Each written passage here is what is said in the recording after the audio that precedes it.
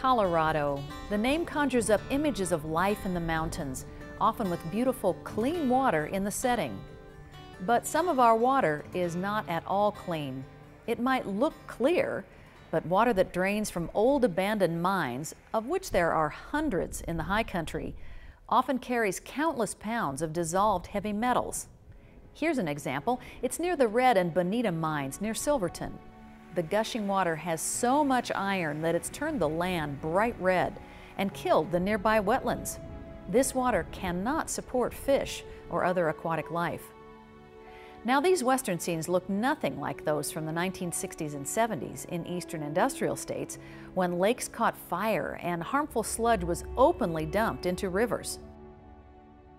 These situations prompted the passage of the Clean Water Act of 1972, considered by many people to be this country's single most important piece of environmental legislation.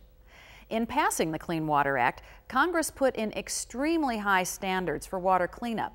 This usually requires the building and operating of a water treatment plant, like this one in Idaho Springs, Colorado. The Argo Water Treatment Plant takes in polluted water from mine drainage, from mines that date back over 100 years.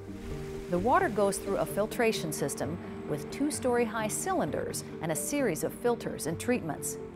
At the end of this process, this engineering masterpiece extracts things like iron, zinc, and cadmium from the water, which is dried, compressed, and hauled off to the landfill. What you see here is a fraction of what is removed from the water every day. In 1 year, between 6,000 and 7,000 tons of waste heavy metals are pulled from this one draining Colorado mine. The water that leaves this facility feeds into Clear Creek and meets the stringent standards set by the Clean Water Act. The definition of what constitutes clean water is one of the provisions of the Clean Water Act. Another key provision states that the party that is responsible for polluting the water is also legally and financially responsible for cleaning it up. For the most part, it's a reasonable and logical provision. But in the case of water that drains out of many Colorado mines, it creates quite a dilemma. We're looking at historical mining often, which happened decades ago, and there is typically not a financially viable, legally responsible party available that the state or EPA could go to and say, you need to clean up this site. And for the hundreds of remote mine drainage sites like this one, achieving the purity standards set by the Clean Water Act is quite a challenge.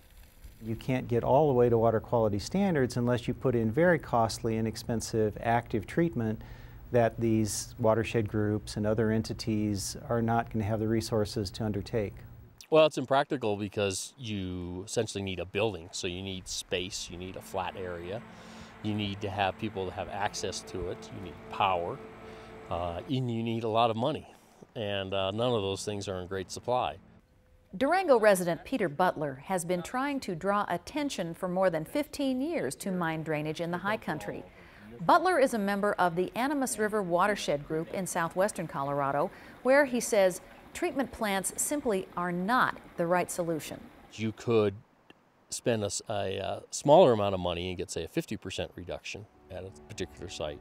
One technique for doing this is to create a system of filtering ponds that, in conjunction with biological agents, would remove about half of the heavy metals that trickle from an abandoned mine. Community and nonprofit organizations like the Animas River Watershed Group and Trout Unlimited are ready and willing to commit the resources necessary to take on these cleanup efforts. They are often referred to as Good Samaritans because they were not responsible for causing the problem, but they are offering to help. Which brings us to another provision of the Clean Water Act. That is that anyone who makes an attempt to clean up the water might become legally and financially responsible for all the provisions of the Clean Water Act into perpetuity. So projects like this one, which was going to be sponsored by Trout Unlimited, are on hold. Because if we can't be perfect, we can't do it at all. Elizabeth Russell of Trout Unlimited says that even though the water that would come out of this process would not meet clean water standards, it would be a major improvement, significantly extending the fish habitat downstream from the Tiger Mine. I think what I would argue is that we really need to update the Clean Water Act to include pollution stemming from these small abandoned mines, because right now there's no way to address them. The Division of Reclamation, Mining and Safety is the Colorado state agency charged with making abandoned mines safe for the environment and for the public. This is the bulkhead or plug that is keeping... Bruce Stover is the project manager working on many of the abandoned mine projects. Bruce, what is the role of the Division of Reclamation, Mining and Safety when it comes to water quality improvements at abandoned mine sites? Well, our staff is able to provide technical expertise to local watershed groups and Good Samaritan groups where they have inactive and abandoned mines creating pollution issues in their watersheds. So we're able to work with these groups to collect background data, develop projects, and come up with projects that they can then take and get funding to do water quality improvement work with. Given the provisions of the Clean Water Act, what can you do at these abandoned mine sites to improve water quality? Well, we're not able to actually treat water, but we can in some cases work with mine wastes, that is to prevent mine waste from coming into contact with water.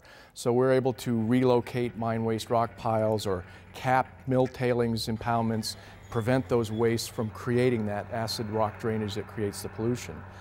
Then there's other places where we're able to do source controls where we prevent clean water from entering into abandoned mines and becoming polluted by contact with ore and waste rock materials that way. There have been attempts in the past to introduce Good Samaritan amendments to the Clean Water Act, but they've been opposed out of fear that this could significantly weaken this landmark legislation. Several members of Congress whose districts are impacted by water pollution from abandoned mines are working on new Good Samaritan legislation. Their challenge is to do this in such a way that it will not undercut the Clean Water Act. These legislators hope to enable citizens to become Good Samaritans and to begin improving water quality in our streams and rivers. For the Division of Reclamation, Mining and Safety, I'm Helen Gray.